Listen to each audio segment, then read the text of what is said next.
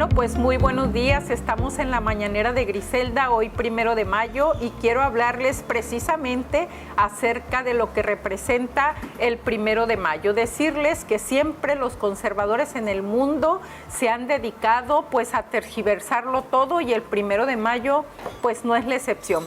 ¿Qué es lo que y por qué festejamos algunas personas equivocadamente el 1 de mayo, cuando en realidad lo que tendría que hacer es una conmemoración? ¿Por qué tiene que ser una conmemoración y no un festejo? Bueno, pues voy a tratar de resumir de manera lo más rápidamente posible, para evitar tanto tiempo, la historia atrás del 1 de mayo.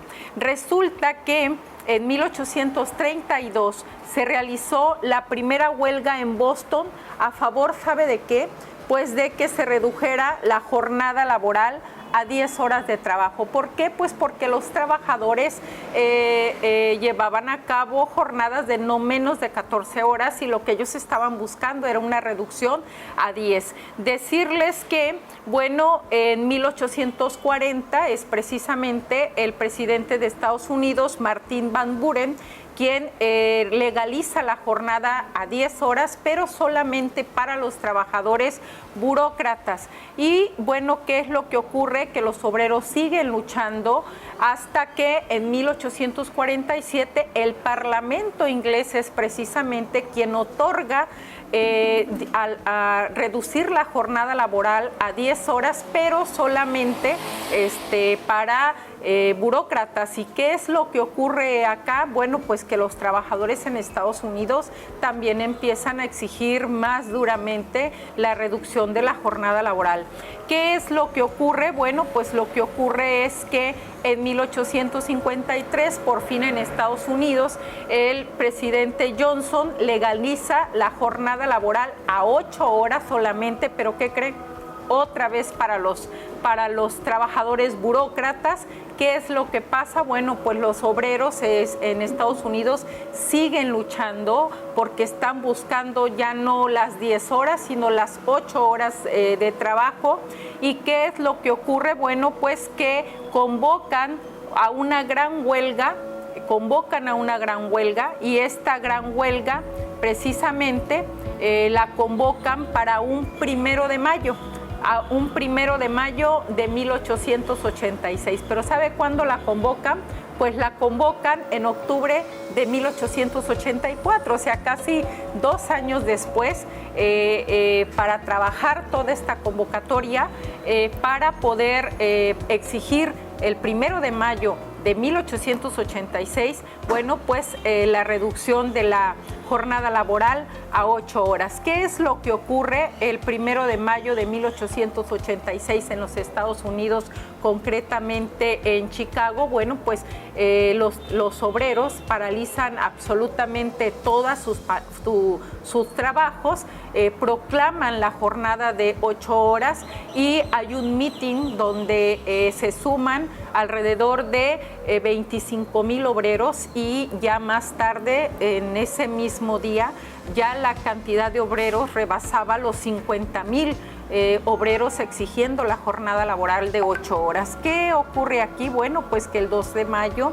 la policía trata de dispersar el mitin y dispara contra todo lo que se mueve.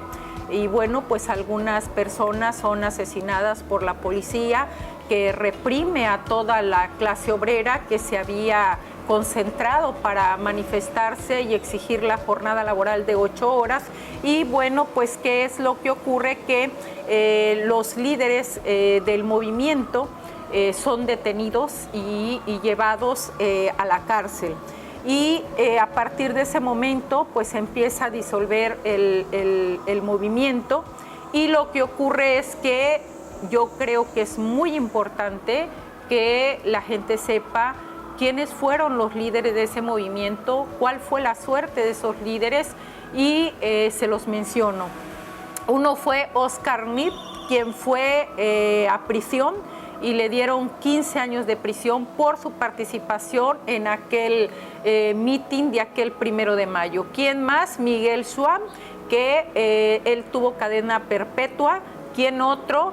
Fielden, que también fue a cadena perpetua pero los nombres de los mártires de Chicago son y deben ser inolvidables. ¿Y por qué deben ser inolvidables? Porque, bueno, uno de ellos, Ruin Lin, se suicidó en la cárcel porque no toleraba la situación de injusticia que estaban ellos padeciendo, pero los otros 4 dirigentes fueron asesinados por el Estado, siendo ahorcados por haber participado en aquel mitin, en aquella concentración. ¿Quiénes fueron los dirigentes que fueron ahorcados? Bueno, pues fue Augusto Spies, fue Parson, fue Jorge Engel y fue Adolfo Fischer. Ellos fueron los mártires de Chicago que fueron, pues ahorcados por haber sido los dirigentes de esta gran concentración que al final de cuentas permitió, después de toda esta situación, que los obreros en el mundo tuvieran acceso a las 8 horas de trabajo. Decirles que cuando ellos fueron ahorcados, bueno, pues ellos fueron asesinados el 11 de noviembre de 1887 y cuando entonces, ¿qué creen? La prensa burguesa y toda la burguesía de Chicago pudo dormir tranquila cuando fueron asesinados.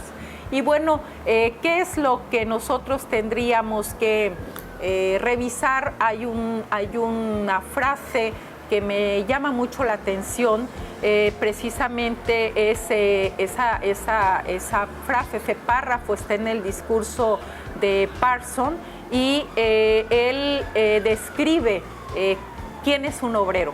Y les voy a dar lectura a lo que él describe. ¿Qué es un obrero para Parson, que murió asesinado, ahorcado por participar en esta manifestación? Parson dice que un obrero es aquel que vive de un salario sin un privilegio más y no tiene otro medio de subsistencia que la venta de su trabajo hora por hora, día por día, año por año. Su trabajo es su propiedad y no posee más que la fuerza de sus manos. Eso es lo que decía Parson en su discurso. Y también decirles que, bueno, desde siempre y hasta el día de hoy, la mayor parte de los crímenes que se han cometido en la humanidad son debido a un sistema imperante que produce la ignorancia y la miseria en una mayoría y que otorga privilegios a una minoría. Eso es lo que ha venido ocurriendo. Y también decirles que el 1 de mayo no debe ser una fiesta, y no debe ser una fiesta hasta que la clase obrera haya conquistado el poder, y mientras tanto tiene que ser un día de lucha, tiene que ser un día de unidad de todos los obreros del mundo. De tal manera que hasta que no se logre la justicia para todos los obreros del mundo, podremos cantar victoria y podremos festejar el 1 de mayo. Seguiremos informando. Gracias.